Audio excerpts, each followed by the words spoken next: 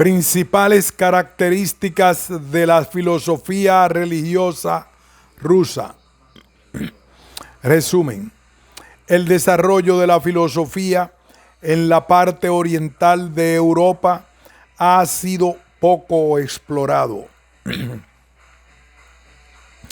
Después de la caída del muro de Berlín, vieron la luz en Rusia importantes obras de la generación de pensadores neobizantinos de la denominada Edad de Plata, uno de los períodos más brillantes de la cultura rusa. Este artículo se dedica al estudio de la filosofía religiosa rusa, su estatus en la historiografía europea, su periodización básica, sus rasgos específicos y sus principales temas, con el objetivo de aportar conocimientos que sirvan para situar ese pensamiento en el lugar correspondiente dentro de la filosofía europea. Este texto se centra en su peculiaridad, la estrecha vinculación con las tradiciones helénica y bizantina, arraigadas en la cultura ortodoxa.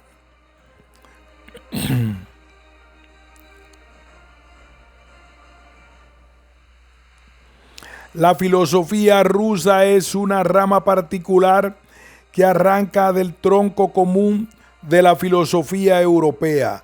Sin embargo, ni siquiera es mencionada en los manuales escolares estandarizados, sea por habérsele negado la existencia. En Rusia solo se siembra, pero la cosecha nunca se recoge, sea porque su alcance no ha sido suficientemente valorado. En el destino que comparten con los rusos otros pueblos de la parte oriental de Europa, entre los cuales en el terreno de la filosofía destacan los griegos y algunos pueblos eslavos. Una visión estereotipada de la tradición filosófica en la Europa oriental es debida también a la escasez de estudios que se han realizado en esos mismos países. Aún hoy permanecen inéditos la mayoría de los manuscritos medievales, así como muchas de las obras modernas, olvidadas y marginadas por razones que poco tienen que ver con la ciencia. Asimismo, es relevante el hecho de que buena parte del desarrollo histórico de aquellos pueblos transcurrió sobre todo en los últimos siglos bajo el dominio científico, técnico, económico y político de la parte más desarrollada de Europa, la occidental. Sin duda, este fenómeno influyó en el desarrollo de la historiografía cultural. La mayoría de las historias de la filosofía en las que el pensamiento de la Europa oriental se otorga un papel secundario fueron escritas por los autores occidentales. Siguiendo ese modelo, los filósofos e historiadores de los propios países del este solían repetir esos prejuicios, difundiendo una visión despectiva sobre su propia tradición filosófica. Tanto es así que hoy en los manuales escolares de muchos países de la Europa oriental no se halla ni una sola mención del pensamiento nacional, ni tampoco regional.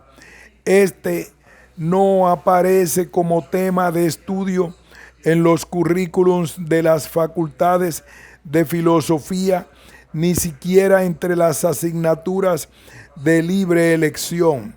A partir de mediados de los 90 se perciben ciertos cambios. Filosofía en el oriente de Europa. El desarrollo de filosofía en la parte oriental de Europa ha sido poco explorado. Después de la aparición de una nueva sensibilidad por el pensamiento griego y por la diversidad de la cultura europea en M. Heidegger y H. Gadamer en Occidente y la caída del régimen comunista en el oriente de Europa, es de esperar en los próximos años un mayor avance en los estudios de filosofía ortodoxa. H. Gadamer, fundador de la hermenéutica filosófica contemporánea y defensor de la idea de Europa como encuentro y diálogo entre las diferentes culturas, lenguas y confesiones europeas, dice que mientras es conocido que el motor histórico para el occidente europeo ha sido el renacimiento romano-germánico, en la conciencia histórica occidental empieza a dibujarse poco a poco el hecho de que para la parte oriental de Europa, la fuente de la que emana la tradición posterior es Bizancio. Bizancio supo apreciar y atesorar, conservando la vigente, la herencia griega, y esta es sin duda una de las grandes aportaciones de la civilización bizantina a la historia universal. Su aportación cobra un significado particular en el oriente de Europa. Esta civilización marcó culturalmente una amplia región que incluye en la Europa central, Transilvania, Rumanía, parte de Hungría, Eslovaquia y Moravia, en los Balcanes, Serbia, Bosnia y Bulgaria, en un primer momento también Croacia, Eslovenia e Italia en el sur, Egipto y el norte de África, Oriente Medio, también el Oriente Próximo, Siria, y en el norte Rusia, pasando por el Asia Menor, incluida Transcaucasia. La entrada de los eslavos en la historia universal es obra de los bizantinos, quienes los evangelizaron y civilizaron. Durante la época del patriarca Focio, siglo IX, la expansión misionera de Bizancio tuvo su momento más alto en las tierras eslavas. Dos hermanos, Constantino, Cirilo y Metodio, griegos de madre eslava, crearon un alfabeto, el glagolítico, origen del actual alfabeto cirílico, para traducir el eslavón, las sagradas escrituras búlgaros, serbios y rusos principalmente, aunque también moravos y croatas en un primer momento, recibieron el bautismo de manos de sacerdotes griegos. A la traducción de escritos religiosos siguió pronto la de las obras profanas. Las naciones eslavas se integraron en una cultura greco-bizantina en su propia lengua. Estos pueblos gozaron desde el principio de un privilegio que no se dio en Occidente latino hasta bien entrado el siglo XX. La celebración de la liturgia en la lengua vernácula, hecho que explica el alto grado de identificación de los eslavos orientales con la cultura ortodoxa. El lenguaje filosófico de las lenguas eslavas modernas conserva en cierta medida la riqueza léxica del eslavo antiguo, eslavón, el idioma perfeccionado por los griegos para la transmisión de los contenidos evangélicos durante la cristianización de los pueblos eslavos. La palabra de los libros sagrados implantada sobre la estructura lingüística eslava dio lugar a una lengua estructural y formalmente próxima al griego koiné de las sagradas escrituras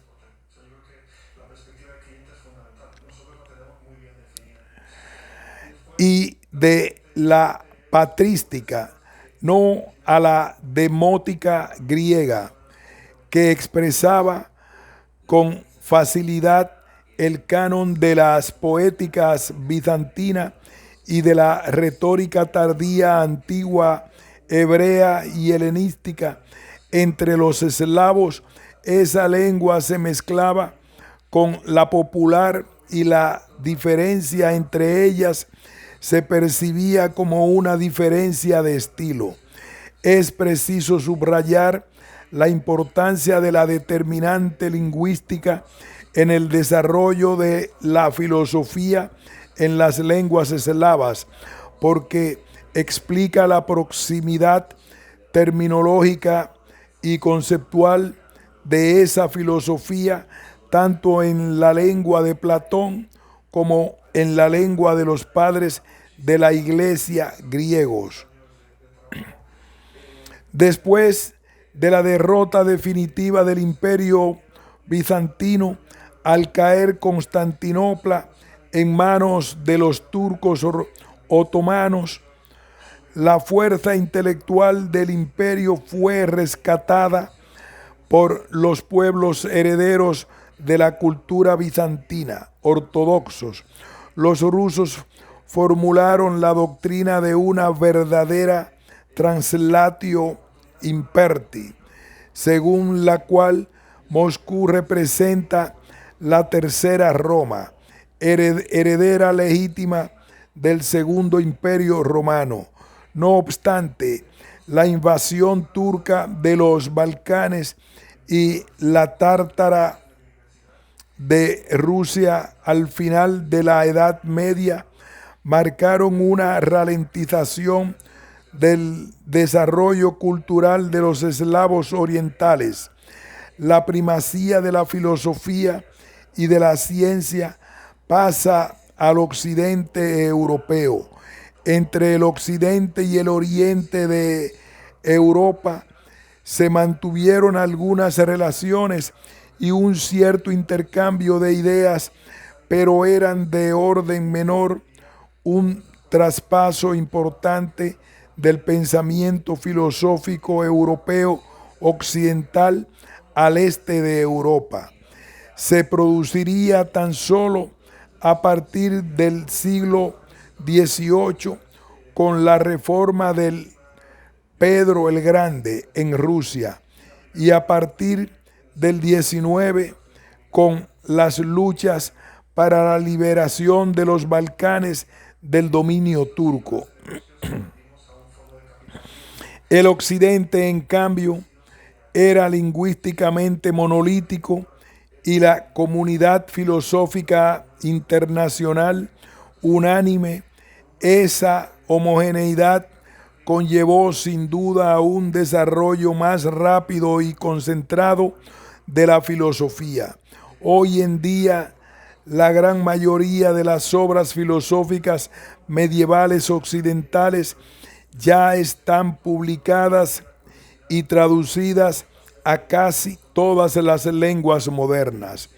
No extraña, por tanto, el hecho de que en la historiografía europea se haya presentado la historia de la filosofía medieval, centrado su contenido en la historia de Occidente latino. Se suele escribir sobre lo conocido, comenta el profesor El Marier.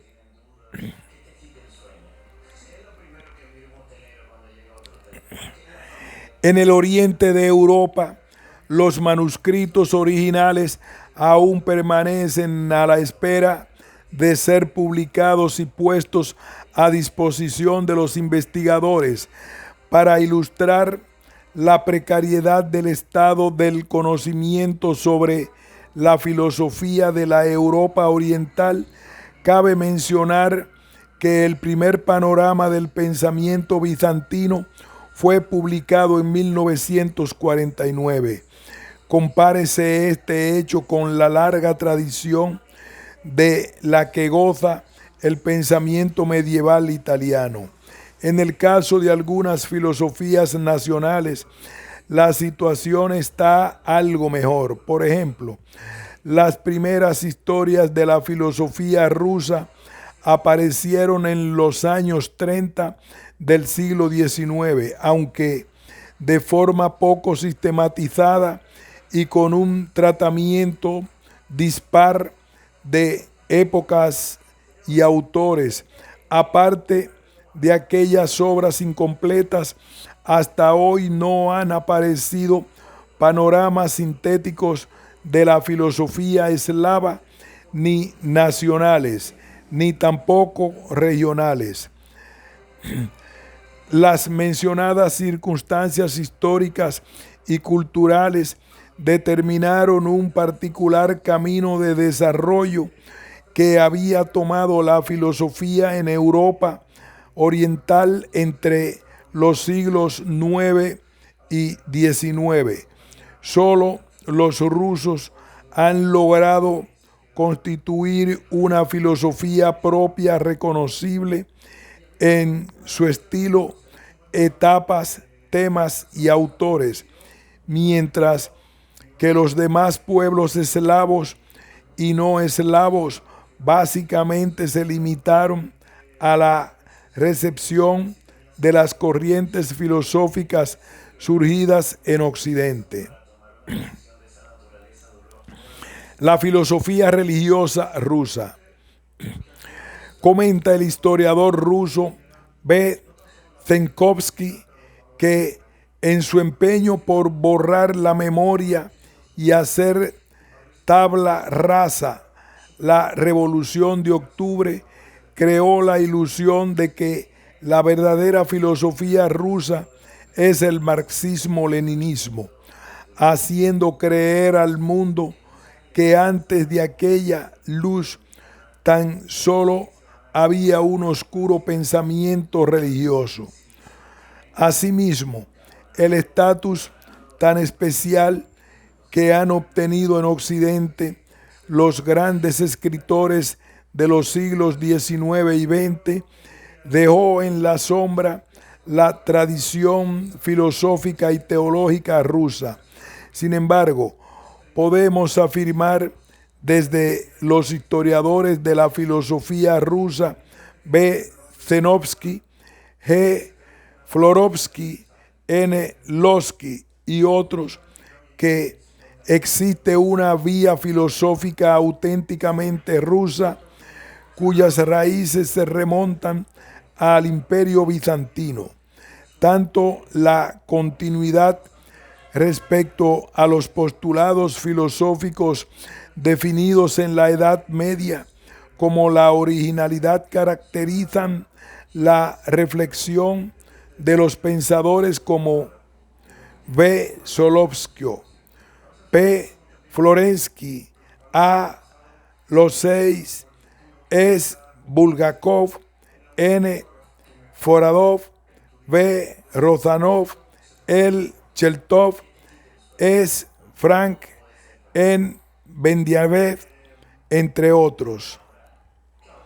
El interés por la historia de la filosofía nacional empezó a crecer en Rusia durante la primera mitad del siglo XIX y se intensificó a finales del XIX y principios del XX. Es relevante el hecho de que los representantes más importantes de la filosofía rusa del siglo XX sean al mismo tiempo sus historiadores.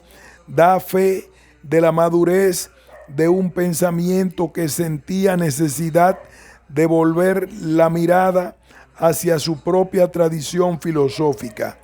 Tanto antes de la Revolución de Octubre como justo después de esta, salió a la luz una primera serie de publicaciones sobre la historia del pensamiento ruso.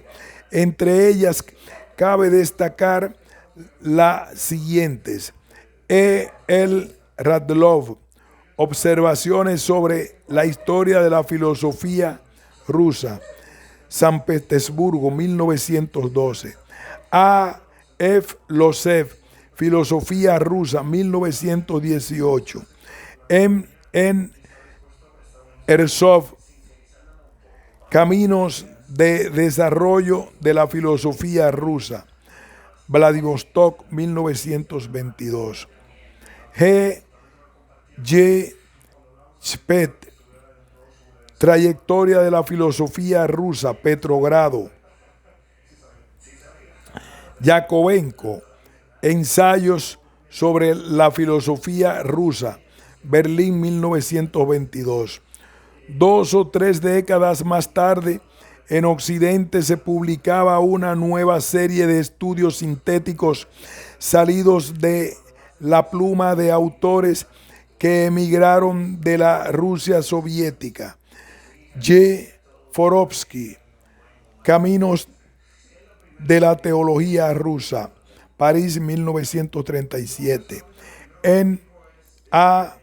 Bedayev, La idea rusa, Problemas básicos del pensamiento ruso del siglo XIX y principios del XX, París, 1947.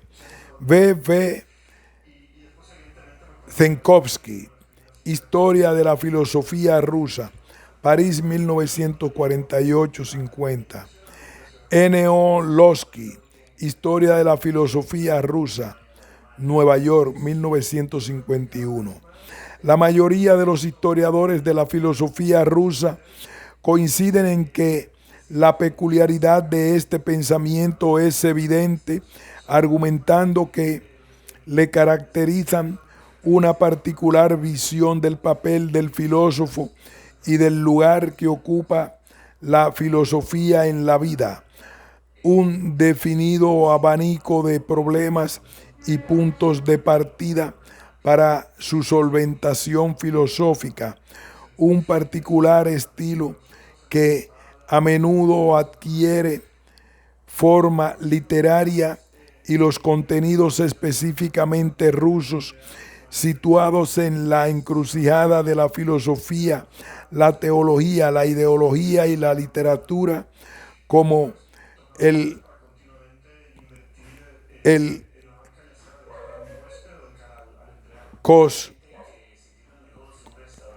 comunismo, el utopismo religioso, social y estético, etc.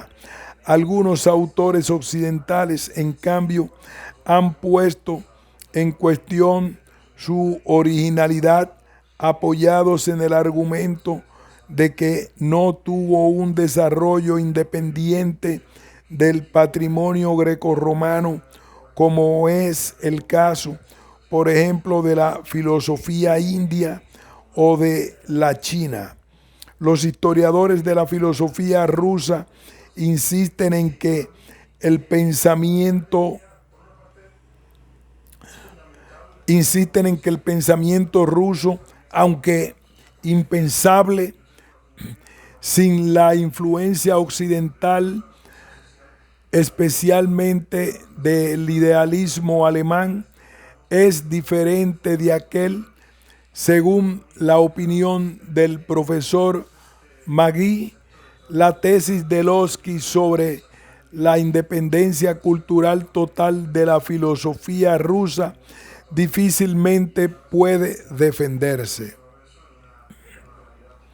Breve historia y periodización. N.O. Lossky distingue entre la filosofía en Rusia y la filosofía rusa. La filosofía aparece en el territorio ruso con la cristianización oficial del pueblo ruso en el año 1900. Breve historia y periodización. N.O. Lossky distingue entre la filosofía en Rusia y la filosofía rusa. La filosofía aparece en el territorio ruso con la cristianización oficial del pueblo ruso en el año 988. A lo largo de la Edad Media se van traduciendo a la lengua eslava textos de Juan Damasceno, Máximo el Confesor, Teodoro Estudita, Padre Dionisio Areopagita, etc. Durante la época moderna, siglo XVII y XVIII, se mantiene el contacto con la tradición filosófica bizantina. Pedro Moguila, Teófano Prokófiev, paralelamente a la recepción de las nuevas corrientes europeo-occidentales, la mística de Boheme y de Saint-Martin, la teología de Tomás de Kempis y Johann Arnett, el pensamiento de la Orden de la Rosacruz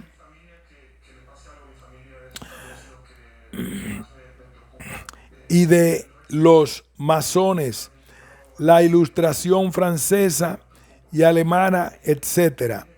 No obstante, será la recepción de la filosofía del idealismo alemán que tendrá lugar en la primera mitad del siglo XIX lo que motivará que esa milenaria presencia de la filosofía en el suelo ruso desemboque en la formulación de un pensamiento filosófico con características nacionales.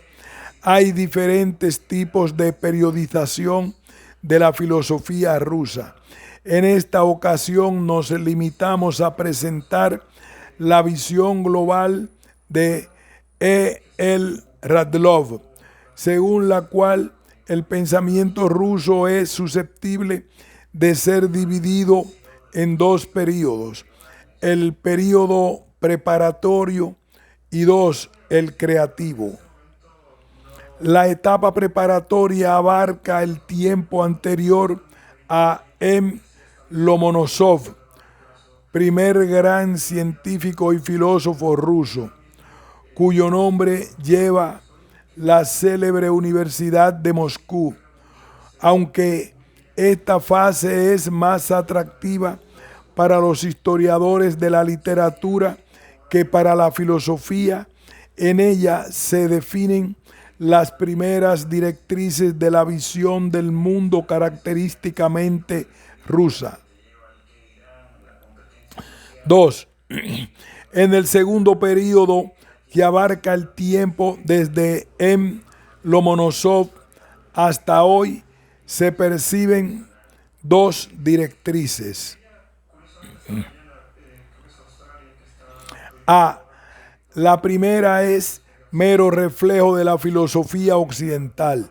El filósofo e historiador de filosofía S. L. Frank anota que a mediados del siglo XVIII, a causa de la preocupación estatal por la educación superior, aparecen en Rusia los primeros profesores de filosofía y filósofos profesionales. La filosofía oficial rusa de aquella época es susceptible de ser situada en el mismo orden que la holandesa, la española o la sueca. Es posible enumerar toda una playa de schellingianos, hegelianos, positivistas, materialistas y finalmente leibnizianos y neocantianos, que no añaden nada importante a los grandes logros del pensamiento europeo occidental. La segunda se sustenta en la visión rusa del mundo acorde con las características espirituales psicológicas de su pueblo. Durante las últimas décadas del siglo XIX y la primera parte del siglo XX, aparece en Rusia una literatura filosófica seria que marca el comienzo del llamado Renacimiento filosófico ruso, abastecida de métodos de resultados del pensamiento occidental que usará para su particular modo de pensar. Esta corriente filosófica aspira legítimamente a un interés universal, tanto por su originalidad como por la importancia de los resultados adquiridos. Según I. L. Radloff, aunque los primeros sistemas filosóficos aparecen en Rusia a finales del siglo XIX, muchas de las ideas provienen de un pensamiento formulado ya en los inicios del siglo en la obra de los fundadores del movimiento eslavófilo, I. V. Krivetsky y A. S. Skomiakov. Es posible seguir el desarrollo y el enriquecimiento argumentativo de sus ideas a lo largo de 2 siglos, el XIX y el XX. Los eslavófilos no son la única corriente de pensamiento que ha motivado el surgimiento de la generación del Renacimiento filosófico ruso. El trabajo de los occidentalistas aparentes adversarios de los eslavófilos también jugó un papel importante. En realidad, ambos movimientos buscaban soluciones para el futuro de Rusia, solo que unos se apoyaban en el camino que se había trazado en Occidente, mientras que los otros deseaban crear uno propio. El tercer movimiento, que indudablemente influyó en la recuperación de la confianza en los valores de la propia cultura, fue el renacimiento patrístico, que surgió en el seno de la Iglesia Ortodoxa rusa en los años 30 del siglo XIX, después de un largo periodo de influencia escolástica. Como padre del renacimiento filosófico ruso, se considera a Vladimir Solovyov, aunque posiblemente éste encontrara su inspiración en el pensamiento de N. Fyodorov y los eslavófilos. Su manera de pensar con Vladimir Solovyov, la tradición espiritual rusa, por primera vez elabora una visión del mundo en la que la racionalidad occidental y la contemplación oriental intentan integrarse. Hizo volar por los aires la conciencia filosófico-teológica y científica de aquellos tiempos en los que dominaba el positivismo. Ecos de esta explosión se escucharon también en las obras literarias y musicales, en la poesía, la pintura y el cine de los primeros 20 años del siglo XX, e impulsaron el surgimiento del movimiento artístico y religioso conocido como simbolismo ruso. La cosmovisión simbolista europea tardía en Rusia vuelve al organicismo y exalta el modelo biológico estético. Bergson, Proust, Yeats, Joyce, Eliot, George son nombres literarios de ese movimiento que algunas veces se asocia al modernismo, que llegó a impregnar diversos sectores de la cultura.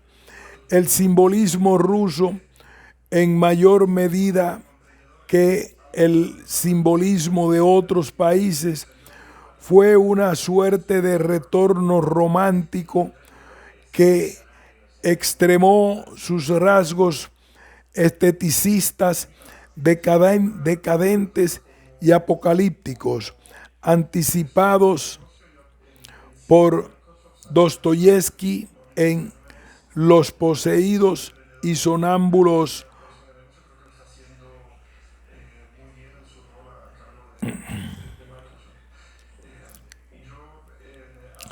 El simbolismo ruso, en mayor medida que el simbolismo de otros países, fue una suerte de retorno romántico que extremó sus rasgos esteticistas, decadentes y apocalípticos, anticipados por el Dostoyevsky en Los poseídos y sonambulescamente reflejados por Belgi en Petersburgo.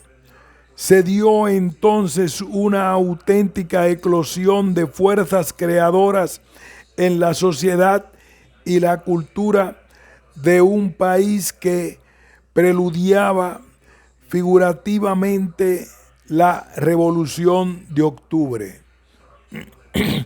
Esta época es conocida también como la Edad de Plata de la cultura rusa. Es la época en la que la filosofía tomó un camino nuevo, elaborando las características construcciones especulativas rusas.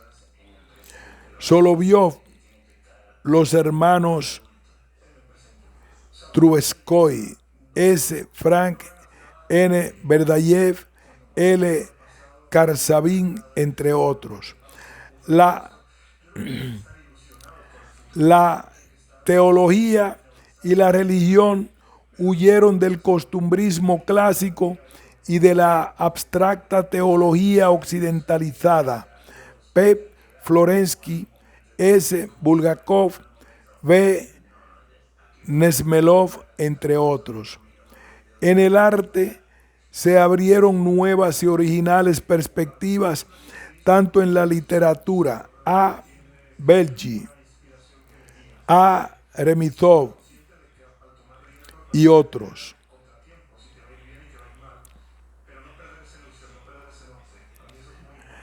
Petrov, Botkin y otros, como en el cine, en Eisenstein, Dochenko, Putbokhin y Dikta Bertov, entre otros. También en la ciencia, donde apareció el creciente interés por la biología, la química, la ecología, la meteorología, la cosmología, la astronomía y la cosmonáutica.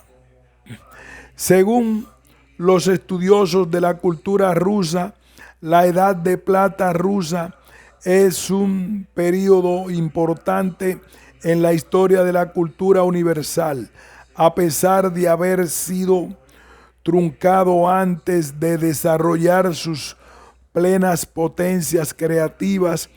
Es susceptible de ser comparado, aunque solo desde el punto de vista formal, con el Renacimiento italiano o la Reforma alemana.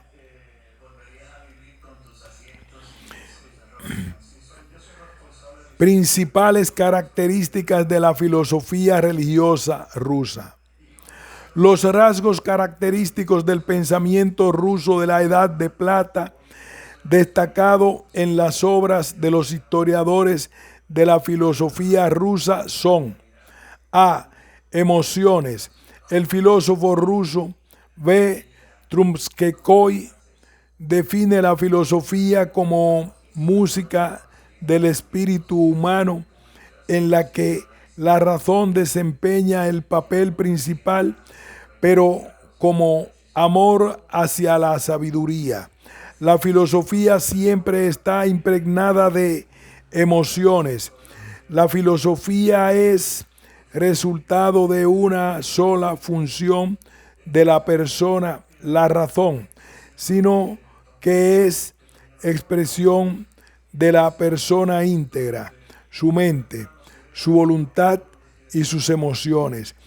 También para la percepción de la filosofía rusa, además de la razón, es necesario entender la lógica del corazón. B. Tratamiento de cuestiones interiores.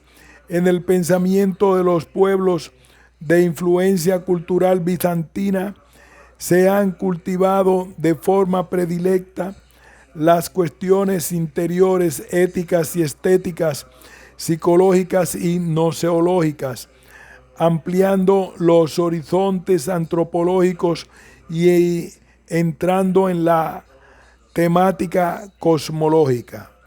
C. Remisión de la tradición ortodoxa. En su propia tradición bizantino-eslava, los filósofos rusos encuentran una clave interpretativa para las cuestiones más diversas, estéticas, lógicas, de las ciencias naturales, etc. Hay una dedicación especial a la interpretación filosófica de los textos sobre el culto.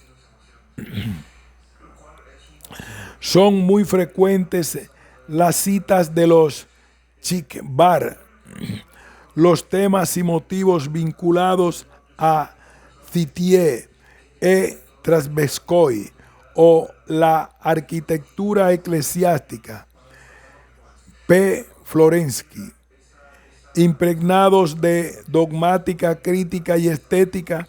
Los textos rusos se caracterizan por un pensamiento poético cuyo punto de partida y de llegada es la teología bizantina. El ambiente de la revelación se respira incluso en los textos de los pensadores laicos. D. Estilo poético literario. Creciendo desde el fondo de la literatura y la teología, la filosofía rusa se distingue por la belleza de la expresión artística. La mayoría de filósofos rusos son brillantes estilistas, muchos de ellos son también poetas.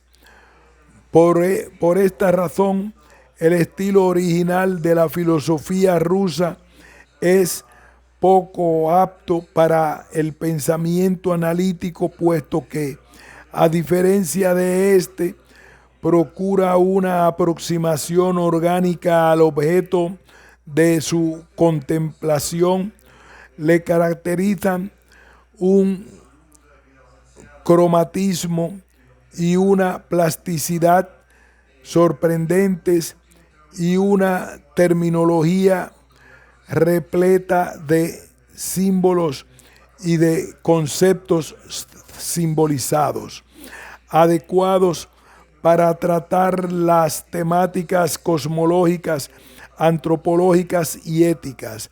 S. L. Frank sostiene que el pensamiento ruso es intuitivo y poco sistemático y que rehúye las interconexiones lógicas porque cree que los esquemas, aunque sean válidos en la ciencia exacta, no pueden transmitir la verdad. Es por eso por lo que en Rusia las ideas más importantes durante mucho tiempo no han sido pronunciadas de forma sistemática en los trabajos científicos, sino en forma literaria. C. La búsqueda de la verdad, pravda, en ruso, además de la palabra istina, verdad, en la que corresponde la palabra alemana Wahrheit, se usa otra noción que se convirtió en el tema principal de las indagaciones espirituales de los filósofos: la intraducible palabra pravda, verdad, justicia, rectitud. Los filósofos rusos buscan la verdad, que es pravda. No se trata solo de comprender el mundo y la vida, sino de descubrir el principal fundamento ético religioso del universo, con tal de transformar el mundo, purificarse y salvarse. Lo explica el filósofo S. L. Frank. Los rusos anhelan y necesitan el triunfo incondicional de la verdad como ser verdadero frente a la mentira, el engaño y la injusticia. La verdad no es solo una categoría abstracta ni una simple deducción lógica. En su significado primario se muestra como sustancia ontológica concreta, como el fundamento esencial de la vida.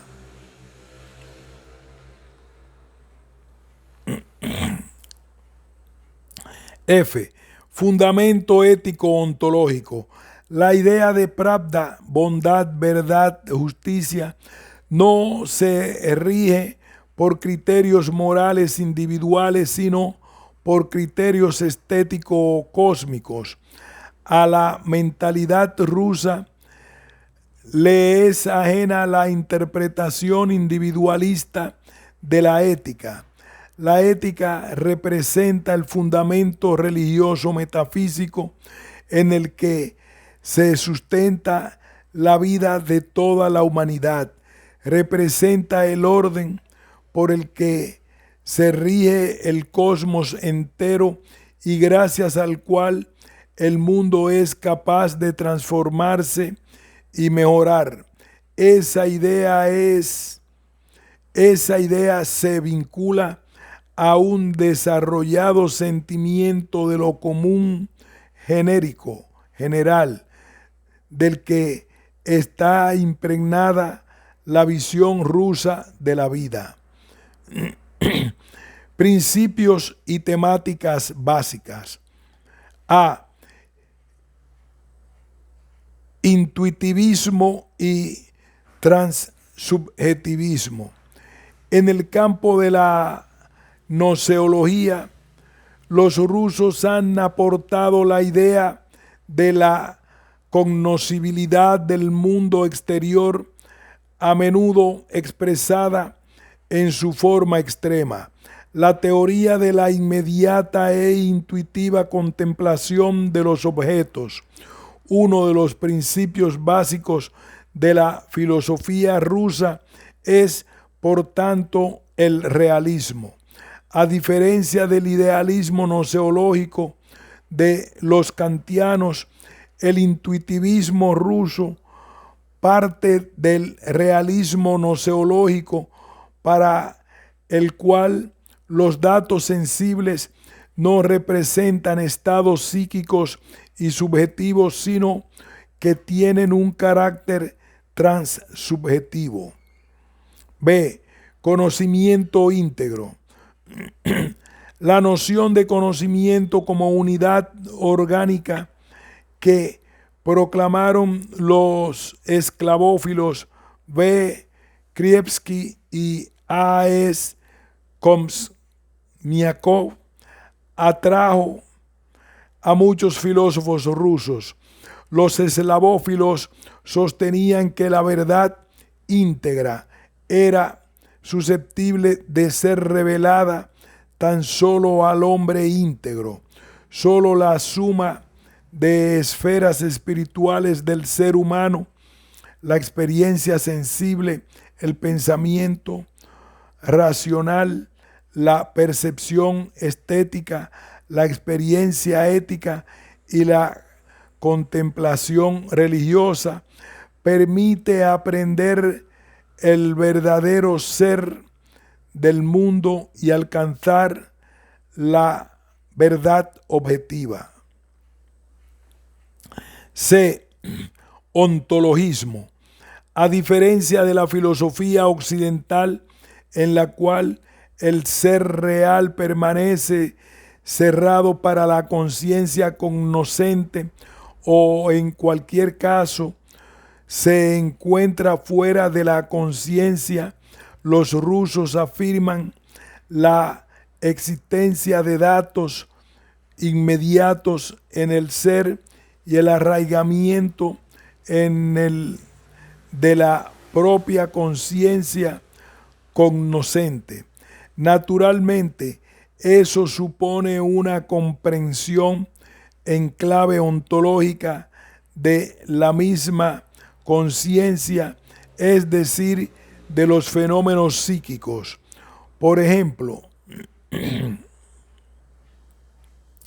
la conocida profundidad psicológica de M. Dostoyevsky se basa en su creencia de que cada persona se encuentra en una relación inmediata con las causas y sustancias primeras del ser. D. Realismo y el ser concreto. Los sistemas cristianos de los pensadores rusos son indudablemente realistas y van en contra tanto del moralismo como del subjetivismo, que consideran unilateralmente. Una especial atención se presta a las relaciones ontológicas y los cambios y transformaciones que surgen en la vida personal y universal, cósmica. Esta corriente filosófica parte de la idea de que el mundo es una unidad orgánica. Los filósofos se proponen llegar al ser concreto como fundamento de la realidad. Consustancialismo. Este concepto existía ya antes del cristianismo y sigue existiendo con él. Tanto Platón y Aristóteles como Plotino hablaban de las relaciones ontológicas que vinculan a los seres del mundo, relaciones que rebasan las barreras del espacio y el tiempo. Esta idea está presente en los filósofos cristianos, tanto los padres de la iglesia griegos como los grandes escolásticos, y también en Fichte, Schelling o Hegel, y reaparece en el siglo XX entre los filósofos rusos. La particular aportación del filósofo ruso P. Florensky reside en la introducción consciente del principio de la consustancialidad en la metafísica. F. Sborznov. A. S. Komianskov usó el principio de la sobornost en su teoría de la Iglesia como organismo vivo del espíritu y amor, donde la plenitud de la libertad individual confluye interiormente en la realidad concreta del ser católico. La palabra eclesia designaba en la lengua griega la asamblea, el coro. El filósofo ruso ve el verdadero significado del cristianismo en el principio de libre y sagrado. Universalismo, a diferencia de la acepción racionalista que había cambiado el ideal de la vida íntegra por su atomización individualista.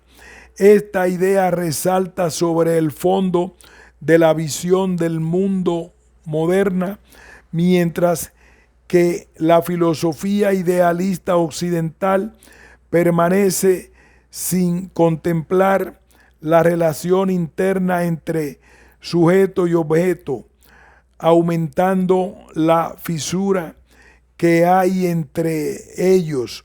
La filosofía rusa parte de una visión orgánica de la realidad, es decir, de la sobornost, coralidad, sinfonía, polifonía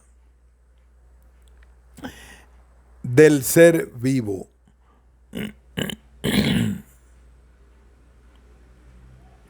Aquí hacemos una pausa. Continuaremos con la segunda parte a partir del título Unitotalidad. El filósofo V. Solovyov. Pausamos.